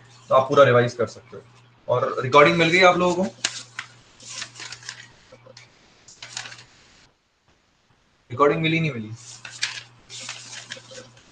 जो ढूंढ रहे थे आप लोग, मिल गई? सर समित से बात किए, समित बोलने वाला है सबको, हाँ कल बोला था वो आज। समित को बताया सर मैंने, अच्छा, तो क्या कहें उसका सर ने? रिप्लाई आना बाकी है। अच्छा, रिप्लाई आना तो बाकी। उसने बोला कि बात करता हूँ सर से। अच्छा, मैंने बोल दिया था सर से एक बार वैसे, तो उन्होंने कहा था कि लुक इनटू इट, ठीक है। Okay sir, thank you. Sure. एक मिनट और दे दीजिए, मुझे एक छोटा सा टॉपिक और पढ़ाना है आपको, बहुत ज्यादा इंपॉर्टेंट है गेट के पॉइंट ऑफ व्यू से, वो शुरुआत से रह गया था, वो रह गया है। Start with in a minute. Poisson ratio के बाद मैंने आपको बल्स मॉडुलस और ये सब नहीं बताया ना? नहीं सर। इसके सीधे फॉर्मूला बेस्ड क्वेश्चंस भी आते हैं।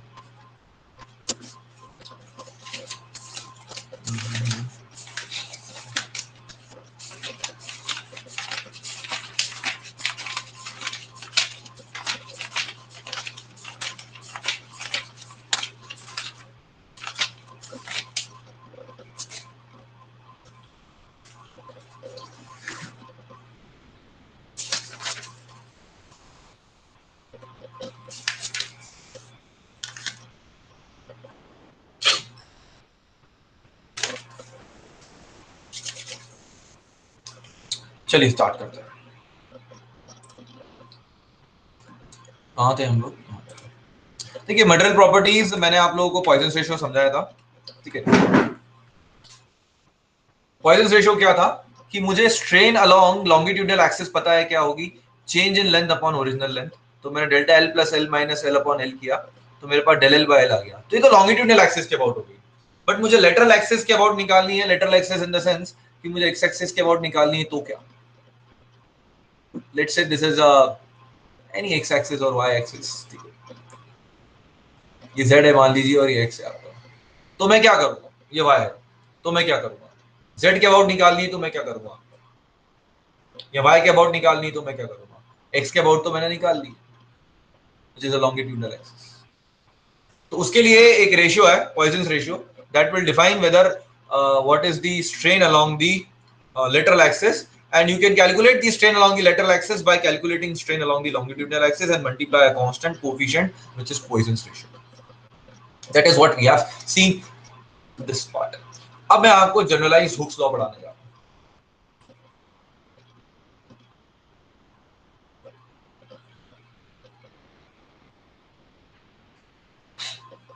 देखिएगा, let's say for example we have a three-dimensional state of stress.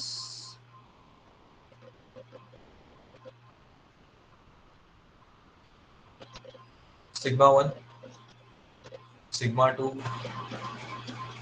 sigma 3, for example. Or let's say uh, This is x axis, this is y axis, this is z axis, x y z.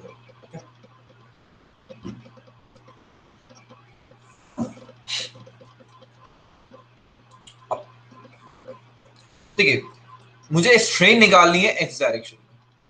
Strain in x क्या होगी? देखिए, एक तो sigma 2 के कारण longitudinal होगी और sigma 1 और सिग्मा 3 के कारण लेटरल होगी। ठीक है, थोड़ा सा मैं फास्ट जा रहा हूं, अगर कहीं कंफ्यूजन हो तो आप मुझसे पूछ लीजिएगा। ठीक है, टाइम हमारे पास इतना है नहीं, मैं चाह रहा हूं इसे पूरा खत्म करें। तो मैं रिपीट करता हूं, अगर मुझे स्ट्रेन एक्स डायरेक्शन में निकालनी है तो वो होगी एक तो सिग्मा 2 जो बेसिकली है एक्स डायरेक्शन के अलोंग, तो उसके कारण लॉन्गिट्यूडनल स्ट्रेन कितनी होगी इसके कारण? सिग्मा 2 अपॉन, मतलब ये सिग्मा 2 के कारण एक्स डायरेक्शन में स्ट्रेन लिखी, और सिग्मा 1 के कारण एक्स डायरेक्शन में कितनी होगी?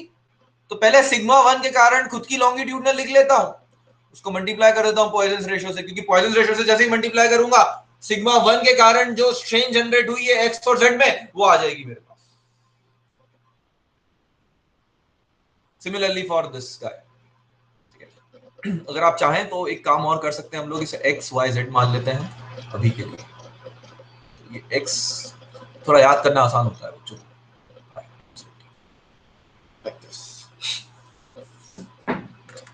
तो एप्सिलॉन एक्स आ गया आपका, यहां पर एप्सिलॉन वाई आ जाएगा similarly epsilon Y upon E minus nu upon E sigma Y, नहीं sigma X plus sigma Z, correct. और एप्सिलॉन जेड हो जाएगा आपका epsilon sigma Z upon E, खुद के कारण लॉन्गिट्यूडनल में प्लस दूसरों की लेटरल जेड के लिए longitudinal.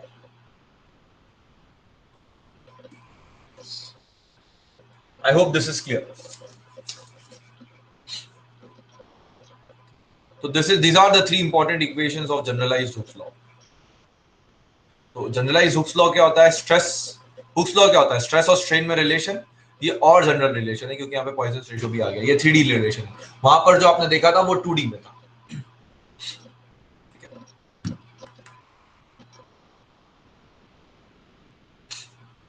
Next would be over here, I am going to introduce with you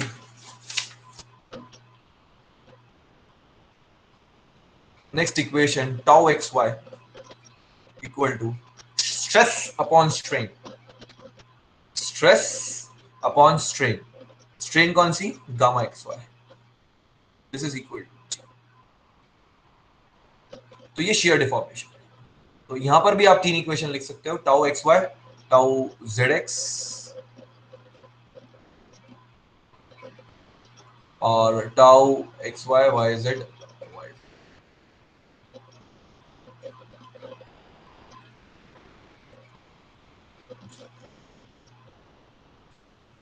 Assuming material to be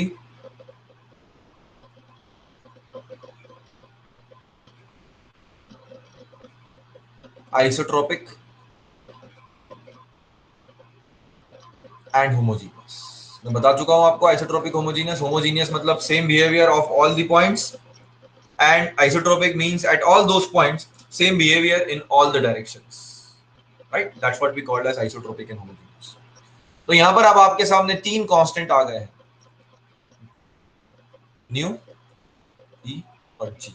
जी हम जानते हैं it is modulus of rigidity.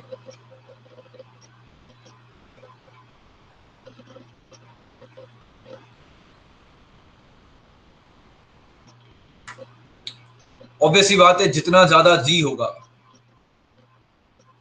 उतना ज्यादा material resistance to gamma X Y क्या डिनोट करता है? एंगुलर डिफॉर्मेशन, तो this will show resistance to angular deformation.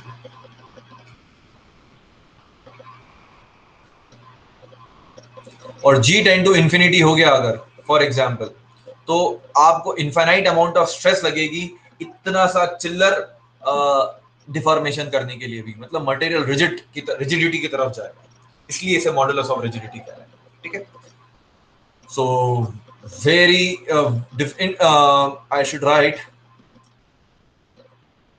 not possible to deform, to create या to change shape. Change shape एक लेमेन्स language हो गई और इंजीनियर्स की टर्म हो गई एंगुलर डिफॉर्मेशन. ठीक है, एंगुलर डिफॉर्मेशन हम इंजीनियर्स वर्ड यूज करते हैं, शेप चेंज तो हर कोई यूज करता है ना. तो शेप चेंज का मतलब एंगुलर डिफॉर्मेशन. चलिए, ये तीन प्रॉपर्टीज अभी हमने समझी. पॉइजन रेशियो, मॉडुलस और इलास्टिसिटी की हम बात कर रहे हैं. Bulk modulus, sorry bulk modulus नहीं, दिस इज दिस गाय, क्या बोलते हैं इसको, जी, मॉडुलस ऑफ रिजिडिटी. अब हम वॉल्यूमेट्रिक स्ट्रेन डिफाइन करते हैं.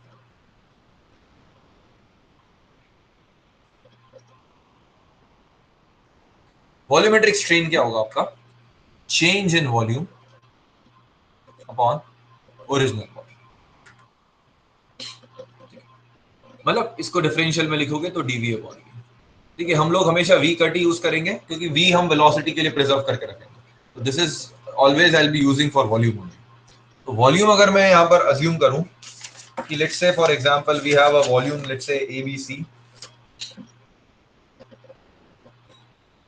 तो डीवी हो जाएगा आपका A B D C plus A C D B plus A B C D A. अब डिफरेंशिएट और डीवी अपॉन वी हो जाएगा यहाँ पर वी वी वी. यहाँ पर मैं एबीसी लिख देता हूँ वी की जगह.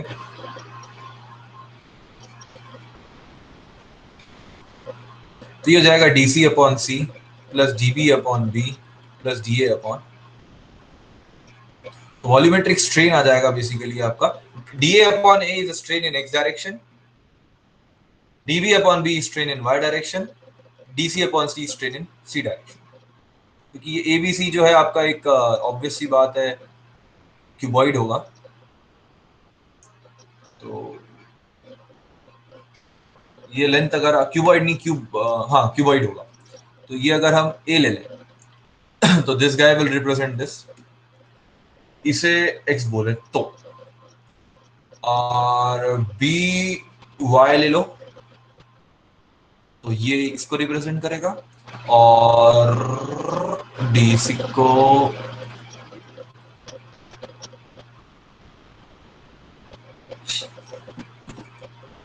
ठीक है. It is volumetric strain. अब अगर आप epsilon X epsilon Y epsilon Z 1 2 3 से सब्स्टिट्यूट करेंगे यहाँ पर, तो इसे मैं 1 2 3 4 5 6 कह देता हूँ. तो पहले तो ध्यान रखो ये 1 2 लेकर 6 तक आपके जनरलाइज्ड हुक्स लॉ है पूरा का पूरा. ठीक है, क्लियर. और ये है 7th.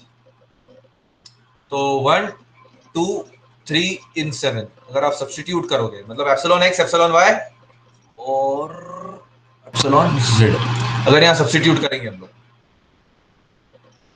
1 2 3 मतलब epsilon X epsilon Y epsilon Z in this equation, 7th equation. So you will get a volumetric strain formula as 1 minus 2 Poisson's ratio upon E sigma x plus sigma y plus sigma z. और अगर आप देख सकते हो यहाँ पर एक interesting fact है कि अगर Poisson's ratio की वैल्यू 0.5 है, इफ Poisson's ratio की वैल्यू वैसे 0 से लेकर 0.5 तक होती है यूजुअली, है ना, और मोर जनरल U की वैल्यू 0.33 होती है. बट अगर 0.5 है तो वॉल्यूमेट्रिक स्ट्रेन 0 हो जाएगा, मतलब change in volume 0. Right. Next concept यहां पर ये है, ये बहुत स्पेशल केस है ना. तो मेनी टाइम्स आप लोग इंजीनियरिंग में अज्यूम करते हो कि चेंज इन वॉल्यूम 0 है मटेरियल का. मतलब जैसे मान लीजिए मैन्युफैक्चरिंग में अगर देखेंगे आप लोग कभी, तो आपने इस बॉडी को डिफॉर्म किया, इसकी फोर्जिंग करी आपने. मैं थोड़ा क्विक जा रहा हूं, ठीक है. अब मैं मैन्युफैक्चरिंग का एग्जांपल ले रहा हूं, सिविल वाले अपने हिसाब से कोई दूसरा एग्जांपल भी ले सकते हैं. कॉमन एग्जांपल है, बहुत कोई भी समझ सकता है. मतलब दो डाई के बीच में आपने इसका शेप चेंज कर दिया फोर्जिंग में, दो डाई से आपने इसको प्रेस कर दिया इस तरीके से. तो ये A1 V1 है, ये A2 V2 है. तो अगर आप पॉइजन्स रेशियो 0.5 मानते हो तो आप अज्यूम कर सकते हो A1 V1 equal to A2. Volume रुक जाओ, सॉरी सॉरी सॉरी, ये A1 है, ये लेंथ है L1, इसको H1 बोलते हैं हम लोग, ये A2 है, ये H2, A1 H1 equal to A2 H2, ठीक है। तो ये वॉल्यूम कांस्टेंट ले सकते हो आप। मोस्ट ऑफ द टाइम हम इसको कांस्टेंट ही मानते हैं। एक प्रैक्टिस के लिए आपके लिए छोड़ रहा हूं, करिएगा जरूर। V की वैल्यू 0.33 ले लीजिएगा, सिग्मा Y सिग्मा Z को कैंसिल कर दीजिएगा, एक कोई भी सिग्मा X फोर्स लगा दीजिएगा। प्रॉब्लम बता के दे देता हूं, कैलकुलेशन करके देखना चेंज इन वॉल्यूम कितना आता है। मान लो आपने 100 न्यूटन का फोर्स लगाया और ये एरिया है मान लीजिए आपका, ले लो यार 10 mm स्क्वायर ले लो,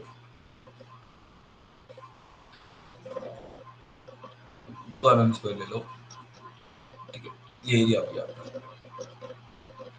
चेंज वॉल्यूमेट्रिक स्ट्रेन निकालिए कितनी आती है अगर पॉइजन रेशियो 0.3 है तो। Sigma Y sigma Z zero हो जाएगा यहाँ पर आपका, तो सिर्फ stress into this you have to do and get the answer. E ले लेना इसका 250 210 गीगा पास्कल ले लेना, और बस ऑब्जर्व करना कि चेंज इन वॉल्यूम कितना कम आ रहा है। तो इसलिए हम प्रैक्टिकली चेंज इन वॉल्यूम को नेग्लिजिबल मान लेते हैं मेनी केसेस इन इंजीनियरिंग। अब एक कॉन्सेप्ट और इंट्रोड्यूस करते हैं, बल्क मॉडुलस। ये मैं आपको वैसे फ्लूइड में भी पढ़ाऊंगा, बट अभी देख लो, फ्लूइड में देखेंगे, यहाँ पर यहाँ देख लो। बल्क मॉडुलस क्या होता है कि अगर आपके पास कोई बॉडी है, आपने इसके ऊपर लेट से पी प्रेशर ऑलरेडी अप्लाइड है,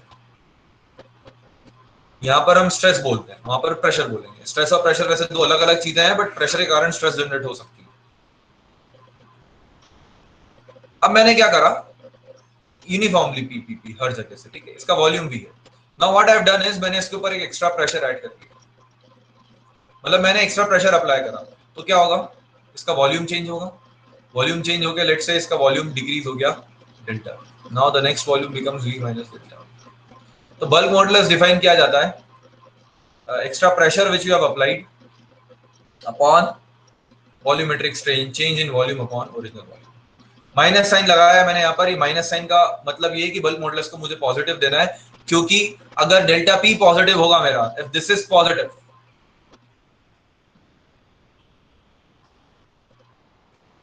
तो डेल्टा वी मेरा नेगेटिव होगा। तो पॉजिटिव नेगेटिव नेगेटिव होगा, नेगेटिव नेगेटिव इसको पॉजिटिव बना देगा। तो हम यहाँ पर अगर देखें तो के ये होता है, इसको थोड़ा सॉम की लैंग्वेज में कन्वर्ट करें तो it could be like thought of as a, यहां से अगर आप देखो तो ये वॉल्यूमेट्रिक स्ट्रेन है आपकी, वॉल्यूमेट्रिक स्ट्रेन हो जाएगी आपकी माइनस डेल्टा पी अपॉन के, ठीक है। और आप लोग क्या कर सकते हो, क्या कर सकते हो, क्या कर सकते हो, ट्राई ओवर हियर, इसको तो हटाओ आप, उठा के लिया।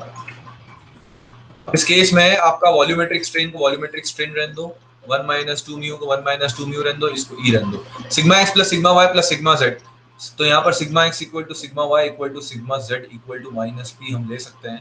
तो ये माइनस 3p हो जाएगा आपका, ठीक है। माइनस डेल्टा पी ले लो, या मतलब जो एक्स्ट्रा प्रेशर आपने अप्लाई किया है इस तरीके से। तो P upon L V, E V E upon 3 1 minus 2 इधर गया 1 minus 2 इधर आया 3 इधर आया माइनस इधर आया, P upon एप्सिलॉन, ये K का फॉर्मूला बन गया आपका कि K into T minus 1 equal to, ये एक important relationship है याद रखना। I hope I have done all the calculations correctly here.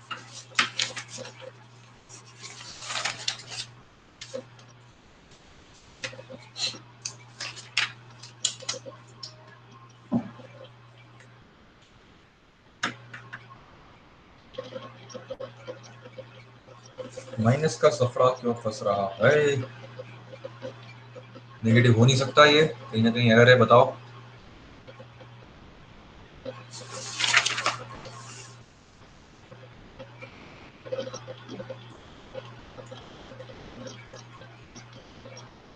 हाँ ठीक है ना, P अपॉन ई माइनस में आएगा तो ये प्लस हो जाएगा, क्योंकि ये माइनस नहीं हो सकता ना। आप सोचो कि जो आपका न्यू है वो 0.2 होगा, 0.3 होगा, तो ये क्वांटिटी ई नेगेटिव तो ना आ सकता है।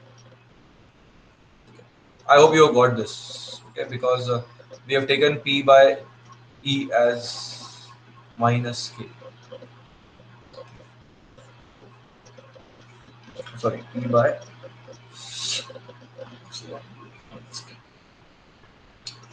So this is one relation you have to remember. Other relations can also be developed, but you have to remember this. जो मैं लिख रहा हूँ यहाँ पर, ये बहुत इंपॉर्टेंट है। एग्जाम में बहुत सारी गवर्नमेंट, महाराष्ट्र की PSUs देखोगे, महाराष्ट्र के आप लोकल एग्जाम देखोगे, स्टेट गवर्नमेंट की, तो आपको ये फॉर्मूले के ऊपर क्वेश्चंस जरूर देखने को मिलेंगे।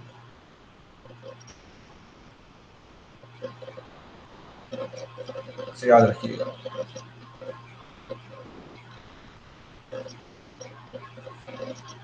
एक बात और बता देता हूँ कि ये है टोटल 4, ई न्यू के जी, 4 कांस्टेंट है। I have missed 3 in the formula. Thank you very much. 3 equal to 3 और minus 2, ये 4 है टोटल। और यू हैव बेसिकली दिस ई, कोई भी आप जैसे मान लो यहाँ पर 3 है, तो कोई 2 पता होंगे, एक आपको निकालना होगा। So this is one thing you need to take care of. Some properties I have explained. यहाँ पर एक और इम्पोर्टेंट कॉन्सेप्ट है जो मैं आपको बताना चाहूंगा, बहुत ज्यादा इम्पोर्टेंट है।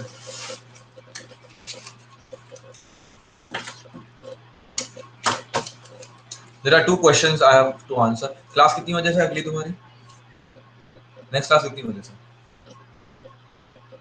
1 डायमेंशन स्ट्रेस 10 बजे से है। कैन हैव, मैं लिख देता हूँ बस 2 मिनट समझा दूंगा। Can have 3 dimension strain and 1 dimension stress, इसे भूलिएगा। 1 डायमेंशन स्ट्रेन 10 बजे तक खत्म करूंगा। Can have 3 dimension stress. दोनों चीजें सत्य है। देखो, इसको प्रूव करने के लिए मेरे पास epsilon X equal to sigma X upon E minus mu upon E sigma Y plus sigma Z, correct. अब अगर 1 डायमेंशन स्ट्रेस है तो सिर्फ ये वाला टर्म ही 0 होगा ना। सॉरी, मान लो सिग्मा एक्स है तो ये इसमें देख लो कि सिग्मा एक्स एग्जिस्ट करता है, ऐसे समझ लो। तो सिग्मा वाई और सिग्मा जेड क्या हो जाएंगे आपके? 0 हो जाएंगे।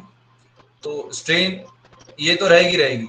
अगर आप ऐसे देखो, एप्सिलॉन वाई क्या हो जाएगा आपका? Sigma Y upon E minus mu by E sigma X plus sigma Z, ठीक है। तो देखो, 1 डायमेंशन स्ट्रेस है तो 1 डायमेंशन स्ट्रेन होना चाहिए, ये तो कॉमन सेंस है। बट ऐसा नहीं है। 1 डायमेंशन स्ट्रेस के साथ मतलब स्ट्रेस सिर्फ 1 डायमेंशन है आपकी,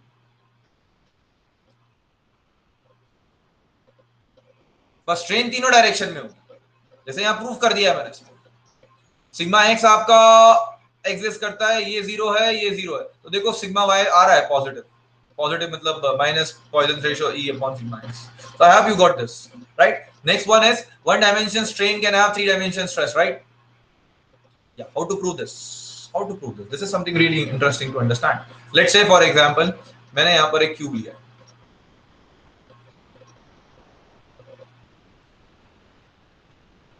और इसके सारे फेसेस में से ऑल बट नॉट वन मैंने क्या कर दिए हैं, सिर्फ ये वाला फेस मैंने फ्री रखा है। तो coloured one is free, this is free. तो white faces are fixed, yellow is free. समझ गए ना? क्यूब को सारी तरफ से बांध दिया, 4 फेसेस बांध दिए, 2 फेसेस फ्री रखे। और अब मैं क्या कर रहा हूं, यहां पर फोर्स लगा रहा हूं इस तरीके से।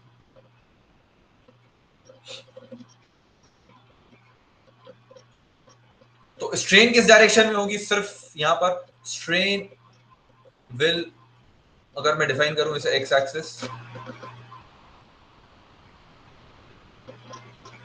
एक्स वाई एंड जेड, तो strain will be in X direction only. क्योंकि बाकी के तो आपने बंद कर रखे हैं। बट अगर आप देखोगे तो stress will be in X Y and Z all. क्यों? क्योंकि एक्स वाई जेड जो है तीनों में अगर आप देखो तो फेसेस बंद है, तो होगा क्या, जब आप ऐसे मूव करोगे इसको तो डेफिनेटली लेटरल स्ट्रेन के कारण इनकी इच्छा होगी जेड और वाई में भी निकलने की बाहर, बट जेड और वाई में जब वो बाहर निकलने की कोशिश करेंगे तो वो फिक्स्ड है ना, तो वो फिक्स्ड है, तो होगा क्या, उनकी इच्छा होगी बाहर निकलने की, बट उनके ऊपर कंप्रेसिव स्ट्रेसेस लगना चालू हो जाएंगी। जैसे कि मैं अगर सिंपल एग्जांपल दूं, आपने यहां पर भी देखा था, अगर मैं इसका टेम्परेचर राइज करूं फॉर एग्जांपल, तो इसकी इच्छा होगी इस तरफ जाने की, इसकी इच्छा होगी इस तरफ जाने की, बट ये जा नहीं पाएगा। क्यों नहीं जा पाएगा? क्योंकि ये सपोर्ट इस पर रिएक्शन लगाएगा। तो यहाँ पे जो सपोर्ट्स है, फिक्स सपोर्ट्स है, वो रिएक्शन लगाएंगे, जिस कारण से आपका जो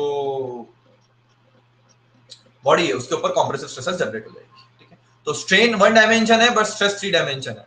तो वन डायमेंशन स्ट्रेस के साथ थ्री डायमेंशन स्ट्रेन हो सकती है, और वन डायमेंशन स्ट्रेन के साथ थ्री डायमेंशन स्ट्रेस हो सकता है। ये एक इंपॉर्टेंट इंप्लीकेशन।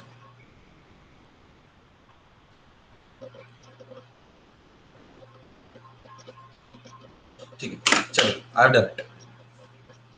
ओके, कोई डाउट हो तो पूछ लीजिए, otherwise you can leave the session, no problem. मैं आपको फाइल भेज दूंगा, एक आध दिन दीजिएगा, मैं आपको पूरा एक साथ बना के भेज दूंगा। ठीक है, जितना भी मैंने पढ़ाया।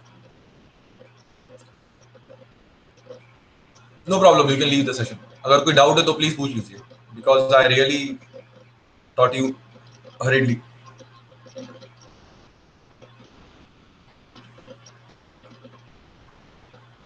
Nothing?